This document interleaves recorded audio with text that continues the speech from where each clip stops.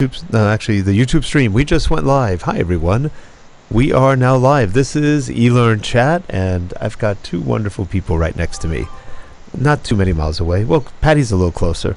But we've got Patti Shank in the middle, Dr. Patti Shank, and she is joining us today. And we've got Leslie Price from the UK joining us, our queen of e-learning in the UK, or better yet, the Emma Peel of e-learning. We like that better. One day we're going to have you like that one, Patty. One day you got to put on that black outfit you have, your little cat suit. Oh, don't tell everyone, Rick. That was our secret. Not anymore. Not anymore. It's out. It's out. Let me make sure this is tight. There we go. Don't want the mic falling.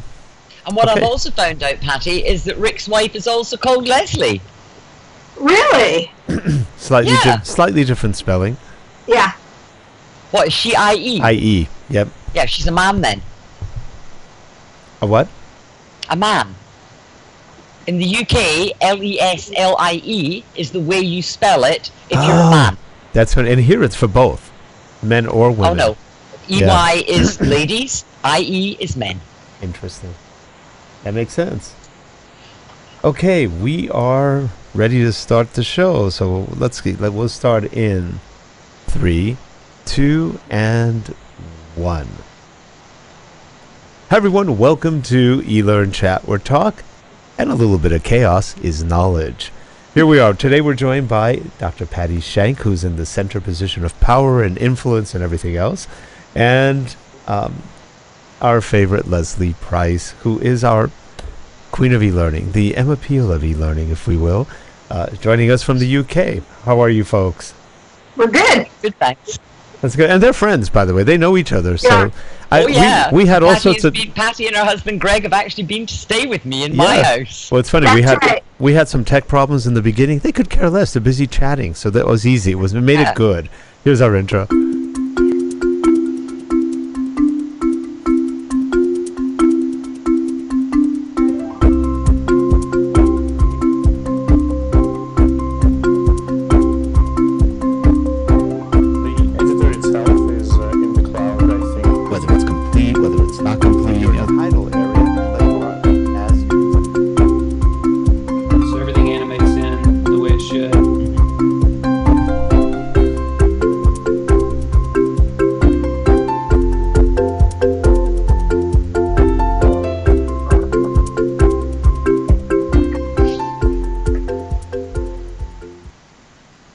And we are back, and we're very glad to have Patti on. Patti's a good friend of all of us. We all know and love Patti, and she just came out with a new book, and we're going to talk about that and what she's been up to. She never rests. I don't think she ever sleeps either. I don't rest. You don't? No, you don't. You just write. I can vouch for that. You're a writing machine. Well, that's why we like each other, Leslie. We're both constantly going. Yes. Yeah, and Leslie and I are very much alike, which is when I told my husband we were going to the UK and we were staying in someone's house that I had never physically met, he was insane. But it was just fine because I already knew Leslie for a number of years from doing some work with her online and in a Twitter chat, and it was just one of the highlights of my life. It was just great, and I'm looking forward to seeing Leslie again. And we also had a wonderful trip to Stratford-upon-Avon. We did, because one of Patti's great loves is Shakespeare. So we went to Shakespeare's birthplace. We had just a wonderful time, and it's something I still talk about all the time. And I met Leslie's cats. I'm a cat person, so is Leslie. So we continue to talk about our cats on Facebook. So Leslie and I are good friends. When you have to know everything about each other's pets, you know you're good friends. Yes. That's true. That's true.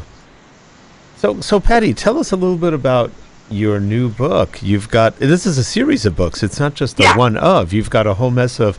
And by the way, you were very kind and sent me a copy of the book, which I haven't had a chance to read yet, only because and you won't believe this.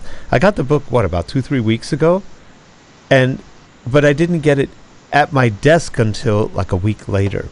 For some odd reason, it went to someone else, thinking it was something else. They never opened it, and then I opened it, and I go, "What book did I order? I can't remember." And I put it down. I didn't read it, and I went, "Oh gosh."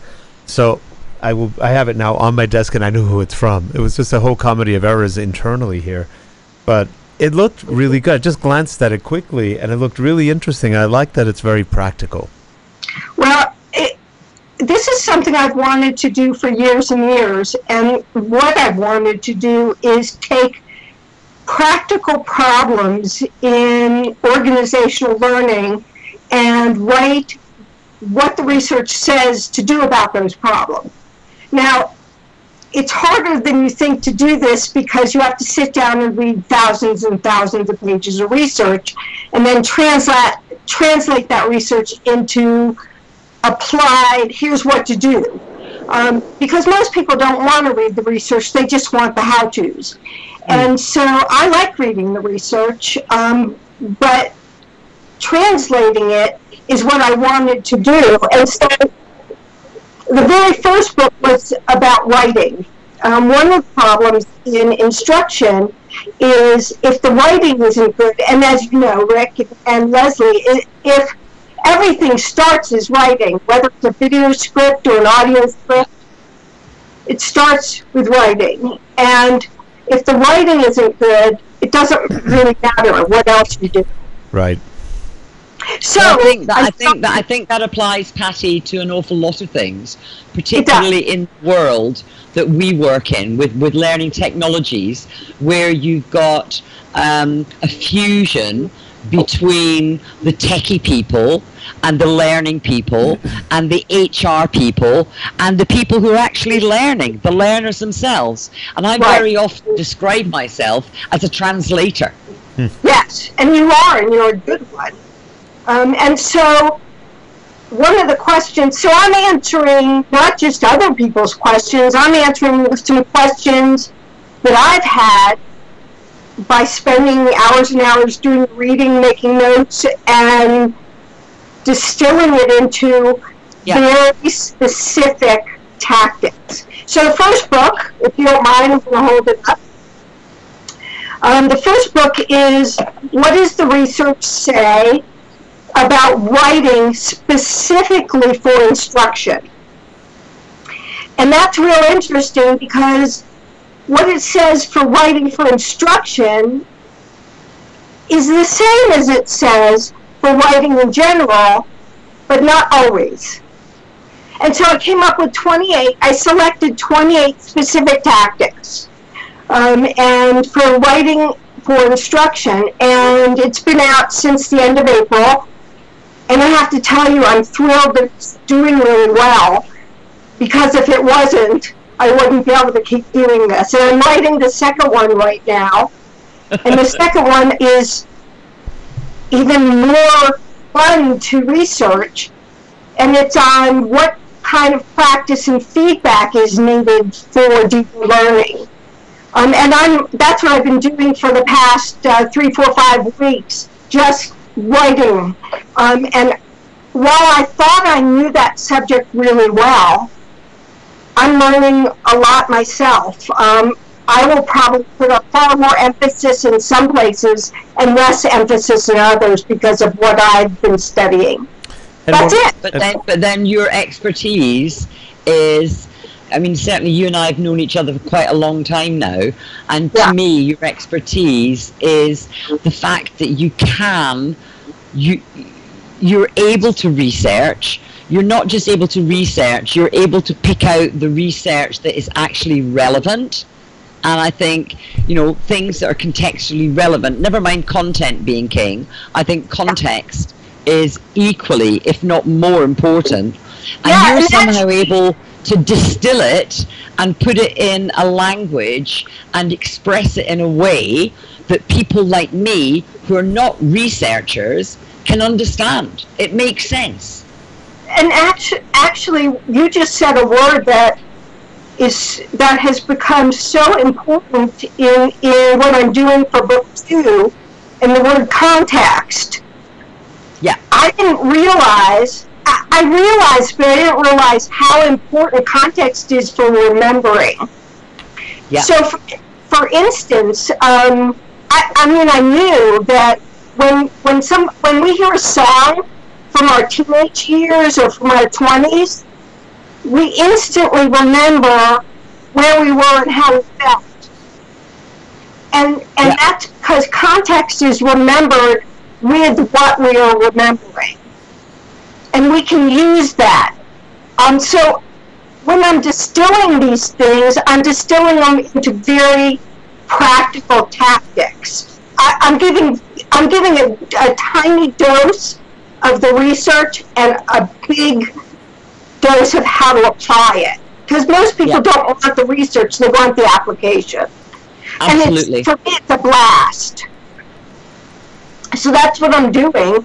And I had no idea whether it would work, whether anyone would want it. So for book, you guys will get a kick out of this. For book 1, I had to pay for an editor because you can't edit your own things.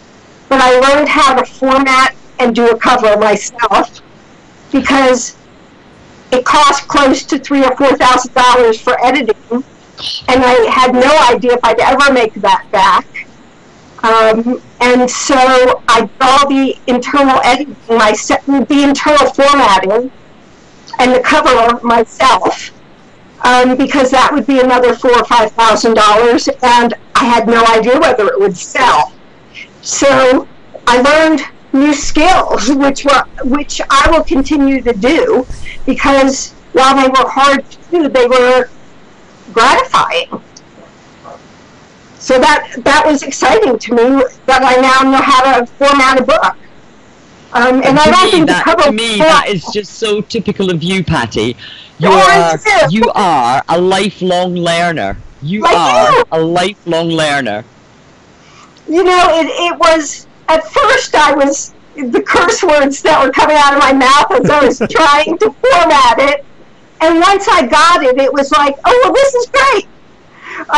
And so I'll format the second one just so that I get it exactly the way I want it. Because when someone else formats the book for you, you don't get it the way you want it. You get it the way they formatted it. Yeah. So, and again, format actually also has an awful lot to do with context. Mm-hmm. If the format isn't right, then it's almost like people can lose their place in a book. Well, and particularly a book where it's not a novel, particularly a book where you've got chapters and sections and, you know, sub-chapters, whatever, that to me, the format has to be right, because that all adds to the context so that it then makes sense. Well, one of the problems I've always had with books I've written is they put the images wherever they think they fit well. Mm. And where they fit well is where they fit on a page or wherever there's room. And that doesn't work for me. I want the image to be right where I'm explaining it. And actually, Robert Mayer's multimedia principles tell us that's where you have to put it. You put the images right where you're explaining it. Yeah. So by formatting it myself, I could move around things so that every image is exactly where I'm explaining it. Makes sense. It certainly makes sense to me. Yeah, I love formatting my own books now. I didn't love it when I started, but I love it now. You've got another skill to sell, Patti. What's that? You've got another skill you can sell. Well, you know, it's funny. I've talked to a couple of people who love learning research as much as I do, and they've asked me if I'd be interested in formatting their books, and my answer was, I'll teach you how to do it. Because no, I don't want to format your books, but I will teach you how to do it and how to do covers, because they're not really all that hard.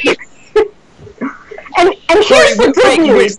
We're talking all over you, because you can see Patti and I know each other very well.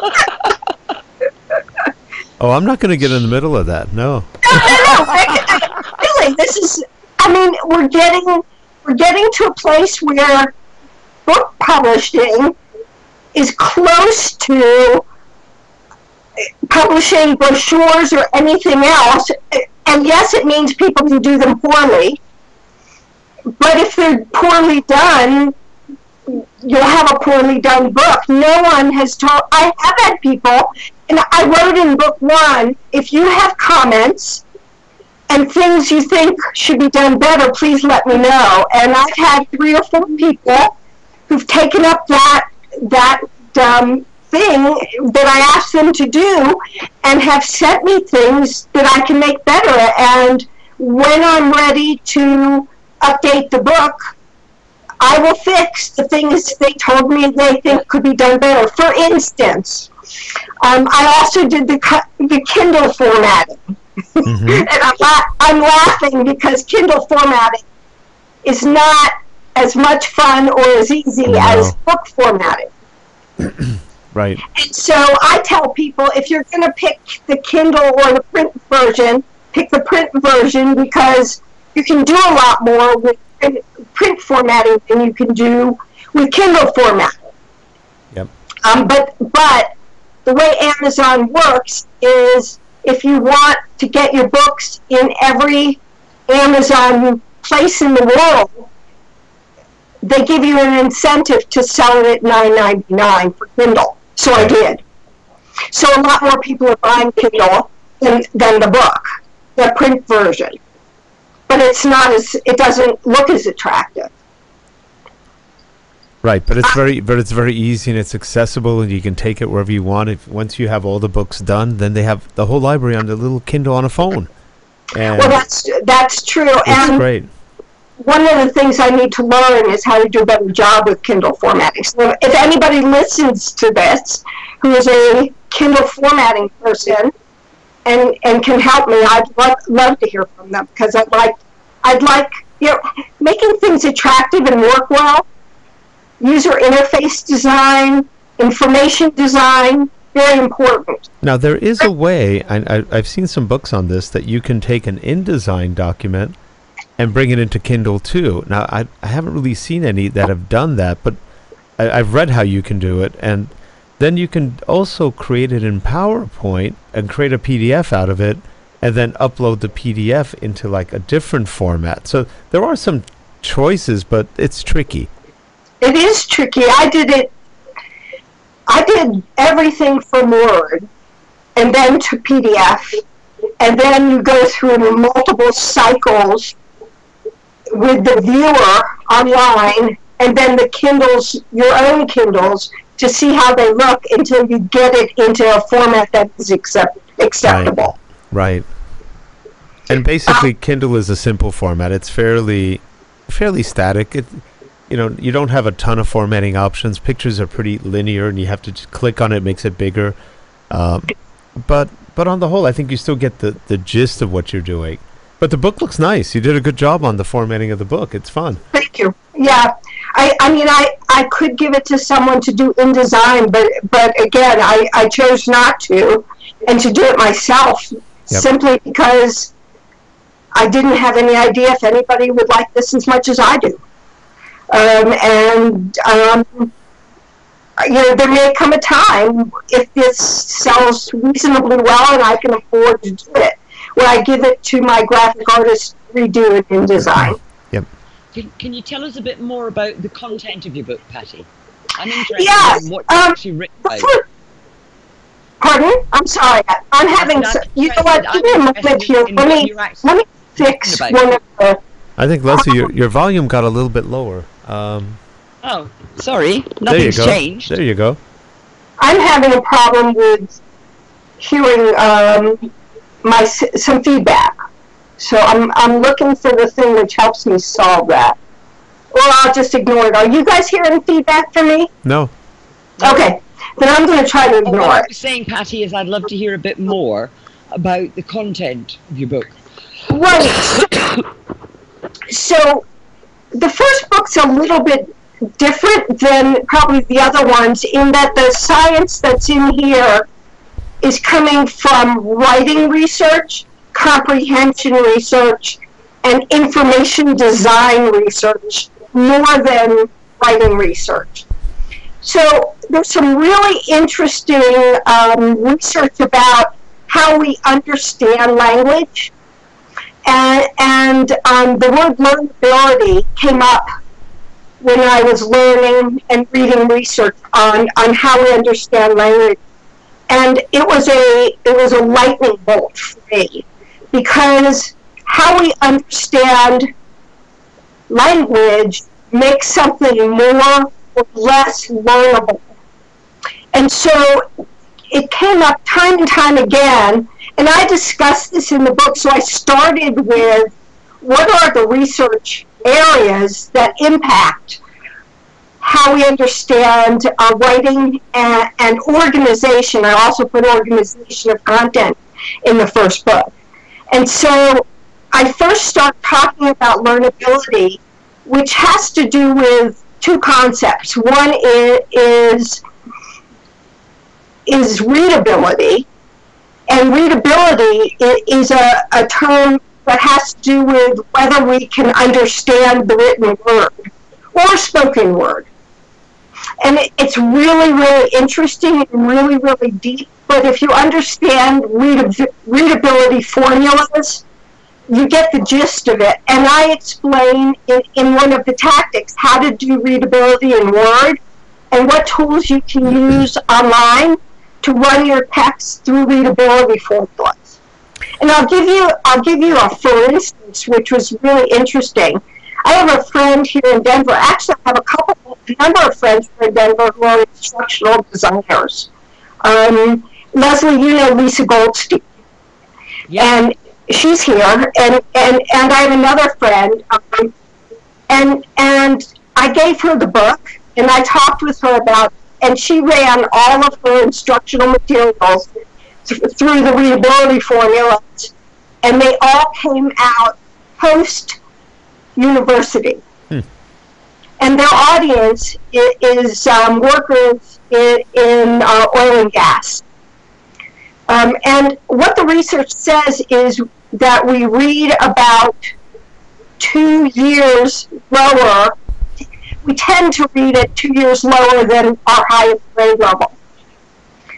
And if we're reading a lot, which we do at work, we need it to be even lower because we're reading so much.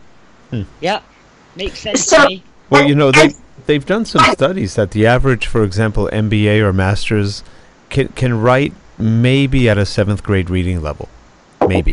That's the average. Well, yeah, so what the research says is around 8th grade reading level is about best for your average person. Okay. So it's really, do you know what, Patti? It's really interesting that you should say that, because the lad that's doing my decorating at the moment, he's a friend of Natalie's, a friend of my daughter's, and he's a really bright young lad, you know, early 20s, and he was saying that when, you know, he's ended up doing what he's doing, and he only ended up studying much later in life, and he's wanted to change career from doing decorating to something else. But when he was at school, he found it really difficult to actually read, because I was then talking about books, and I happened to be looking through books, and I said, oh, I've got this one that I got when I was 10 years old, and it's actually a book called Scott's Tales of a Grandfather, which is based on a book by Sir Walter Scott, which takes you from the death of Macbeth all the way through to the end of the Stuarts in the 1745 rebellion. But the way it's written, the font size, the way it's written, he was reading this, he said, oh, that looks really interesting. I can actually read and understand that. And he's, you know, when he was at school, he had a reading, you know, slight reading disability, he had dyslexia, and he had ADHD, but nobody picked it up. And that then had a whole impact on his whole learning at school. Yeah. Well, and so if we write it too high of a level, people simply don't even bother to try to read it. And in organizational learning, for the most part, they just don't have to. They just find a way to get past. So readability is one of the most important things. And learnability also means, in usability, how easily something is to use and apply. And if our learning materials aren't easy to apply, then no one uses them. Yeah, correct. And so that's what I spent over a year just studying the research on comprehension and usability and readability, and there's so many things that impact that. Like, for instance, I think you said something. It's like how crowded things are. If we crowd everything into a page, it makes it look much harder than it is. And so there's actual guidelines on font size and line length. And so the book has 28 very specific, very applicable guidelines. I call them tactics. And they can be applied to any writing to make it easier to use. And there's organizational principles also that people who design learning regularly disregard. Yeah, but that then can make, I mean, that might be one of the reasons why, for example, e-learning gets such a bad name, because people try to put, first of all, they're ticking boxes, usually to do with compliance, do this, read this, do a test, tick a box, oh yes, I can do it. But also because it's not particularly interesting, it's not particularly engaging. And if you then factor into that to readability and context, no wonder people don't like it. No wonder people switch off. Right. So what my friend here told me is she rewrote the materials at a lower level, organized it according to what the research says, and people said it was much easier to use. They didn't know why, it just was. Well, one of the things that happens in e-learning in particular, you've got people who are often, let's just call them wannabe academics, who are trying to impress others with their jargon or their use of the language, and they're writing to an audience that's going, huh? I don't get it. And that's another reason why a lot of e-learning doesn't go well. It's written at a level that nobody really understands, or it's boring, which is another issue. And it goes back to the old Scientific American days. You had all these people writing articles that were just pure idiocy. It wasn't a good article. It was just written with jargon to impress peers. But that doesn't mean you got your point across. It just means you're writing to impress peers. That's different. And also, Rick, I mean, and I think Patti will agree, I think that a lot of the jargon, unfortunately, that people use in learning just isn't the jargon either of the workplace or the management in the workplace. As far as I know, when I was working, I used to have colleagues, I used to have friends. There was management, there was, whatever, different departments. I never would dream of calling one of them learners. I don't. And you'll not find that term used in any of my books. I use the term workers. I use the term participants. I use the term users at times when we're talking about computers. I don't use learners. I don't like the term.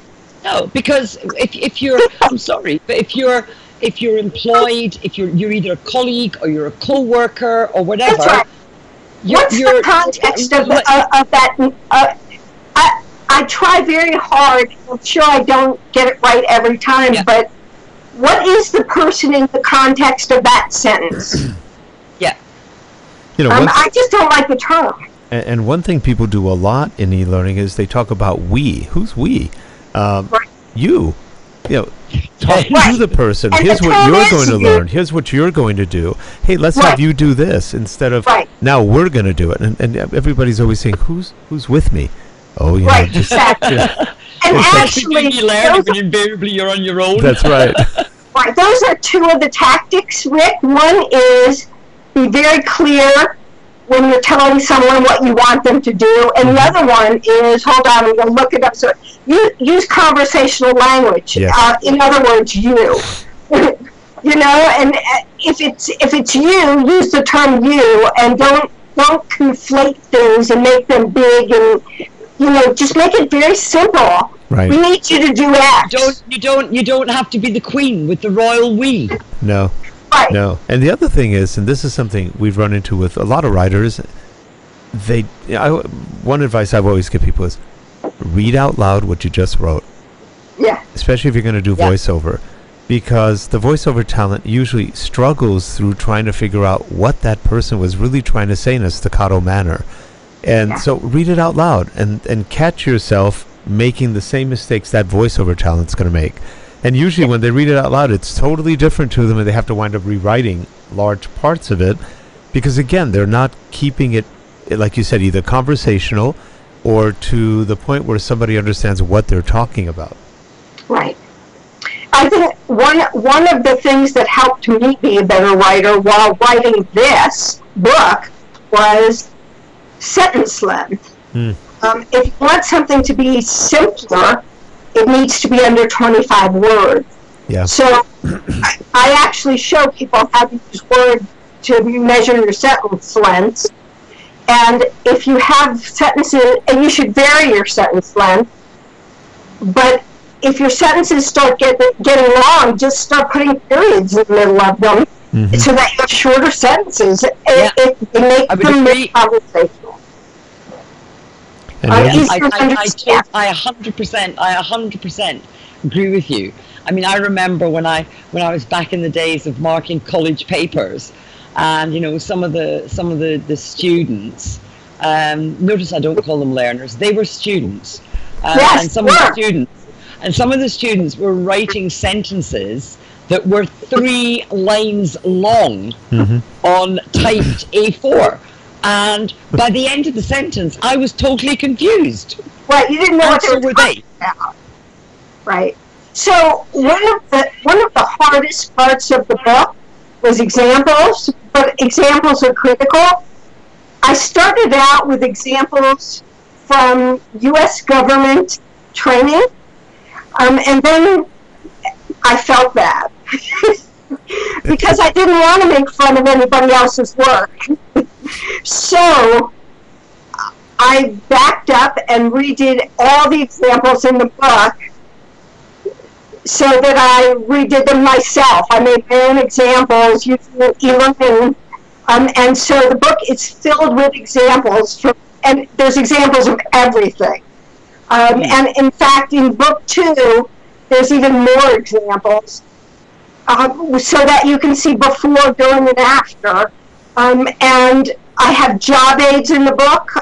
I completely walk the talk, so that everything I say you should do, I did. And let me tell you, I learned by doing it myself. It's not that I wasn't good at it before. I got better, which is another reason for writing.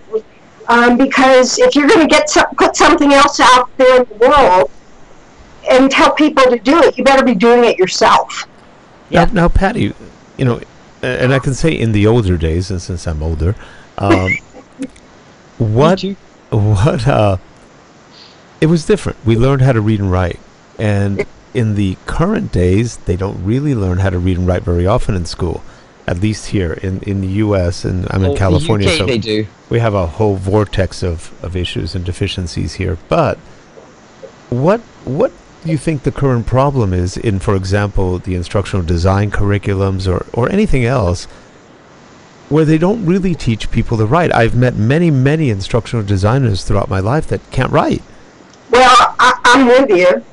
When I used to do custom design, the only people that seemed to be able to write were the tech writers. Interesting. Yeah, and we found that too. A lot of tech writers are very good writers. They're not particularly flowery. Usually, they're not creative. It's the right word. Right. But the instructional designers are creative, but not clear. I'd rather have clear than creative. Clarity is critical. Yeah, I've asked a lot of people who are instructional designers to go take a screenwriting class. Yeah. Because then they'll think differently about how they describe things, how they describe your location, external, internal. What are you doing? Where are you? What are you doing? What's the mood? And I keep thinking, if anybody wrote books in a screenwriting format, it'd actually be pretty easy to read. Yeah. Well, it's the reason this was the first book. I wanted to write other ones first. But this was the biggest problem, so I started there. Yeah. I agree with you. I taught in 2 instructional design programs, and most instructional designers weren't very good writers. Yeah, it's sort of an interesting kind of paradox. Before we go, because we're running out of time, tell us about your previous book, Be the Best Boss of You. That's a great book. Thank you. I remember that one. That was for me just a cathartic exercise and to learn how to self-publish. I have not marketed it. It gets sold every now and again, and I get an email from someone now and again. But it was just a way for me to wrap my head around what I've learned about living. You probably have that same book in Leslie and Rick. Oh, I know. I remember when you were writing that one, Patti. I think you and I were in Skype an awful lot chatting. From memory, you and I were backwards and forwards on Skype. Absolutely, and you and I are now talking about what's going on in the world, and you get to a certain age and you start thinking, this isn't working. These things don't work. But again, I wrote it more as a catharsis than anything else, and it sells, but it doesn't. I don't market it because that's not what I do for a living. It's Rick, that I was a health educator. Sure. But it was just more than anything else, was more catharsis than anything. I'm a learning analyst and a learning researcher more than anything, but I loved writing that book. But you know what? I need to rewrite that, or let me put it this way, reformat it, because I gave it to someone else to format, and I could do a better job. Yeah, but it was a good book. You had a lot of good points that bring a lot of different ideas together into, if nothing else, self-observation. Find out more about yourself, so that you can work with yourself. Because, it's so true. Most people, when they see Be the Best Boss of You, how can I be my own boss? Well, that's because no one else is going to be your boss if you can't manage yourself. If you're not your own boss, Patti and I were going through, let's put it this way, Patti and I had been through, or had been through challenging times. Yeah. So we talked an awful lot during that time. Yes. And that was then, it was kind of following that, just a lot of the conversations we had then ended up being part of the book. Yeah, no, it's true. You learn from failure. You learn from misery. You learn from pain. But you learn from positivity too. Yes, you do. But you tend to learn the most from the things that are painful. And one of the things I learned is, if you don't take charge of your life, it will just fall apart. Yeah. Yeah, that's true. Life has a habit of taking hold of you. Yes, it surely does. And then you just wind up on a river being thrown. You're in the rapids, not knowing where you're going, and hitting on things. It's not fun. And that's then why that book, Being the Boss of You, that is about taking control of yourself. Yeah, because you're the only one who can. No one else can. And if you want things in your life, you have to go for them, because nothing will be offered to you. No. Yeah. I always laugh when people say, it's not fair. Yeah, Really? of course it's not fair. Yeah. Life isn't fair. I'm sorry. Yeah, such is life. Get over it. You know. Right. That was one of the get things my parents taught me, and my grandparents. Yeah. Sorry, life isn't fair. No. Right. Not in the contract. Yeah, it's not in the contract. It's not going to be fair. But if you take control over what you do have control over, you can have a lot. Yeah. And I've talked to both Leslie and Rick about, I have chronic migraines. Mm-hmm. And for many people that I run into who have these, their life is over. But why? It's just something I have. You know, and yes, it's when we let painful, go of the show, when we hang up on the show, don't hang up yet. I'll tell you something that might work also for migraines. It's sort of interesting. Good. Just some research I've been doing, and I'll tell you what my experience was. Okay, I'm always open to that, and it's just whatever is going on in your life that is problematic, work with it, work around it, work through it, whatever it is. The other thing that I found is, obviously I've been ill, a couple of times. You sure have. I've had cancer twice. So, and one of the things that I found that was positive was actually coming to terms with your own body, with yourself, with your own mortality, and accepting it, but knowing that you can also make a difference. That's right. Absolutely. Acceptance is not giving up, but people think it is. No, absolutely not. It's not giving up. Because then it's almost like you're not waiting for somebody else to fix it. Right. I'm on air, so I won't say what Jane Hart's anagram is, but it's an interesting one. But anyway, we are at the end of our time. This is good. I think you need to come back on again, Patti, and talk a little bit more about these things. You're always welcome. You know that. And, I love it. I love talking with the two of you. I hope we're all together in the same place sometime. Oh, that'd be fun. Yeah. I got to get to England. You can all come to see my new house. I'm looking forward to it. I'm looking forward to having you here. And I'm looking forward to meeting your new kitty. Oh, yeah. TT. TT? TT. TT. TT. She's out playing in the fields now. Behind my house. behind my house is an open field. Behind that is the Ridgeway, which is 5,000 years old. So when you look behind my house, you can just imagine, and the village I live in goes back to 400 BC. Wow. Oh, man. That's great. I think nowadays that's called before crazy, right? Yes. Yeah. Mm-hmm. Anyway, guys, well, have a good one. And if you're watching the show, please subscribe, give us feedback. And we will put in the show notes Patti's information so you can get a hold of her. And you can also visit her website at www.pattishank.com.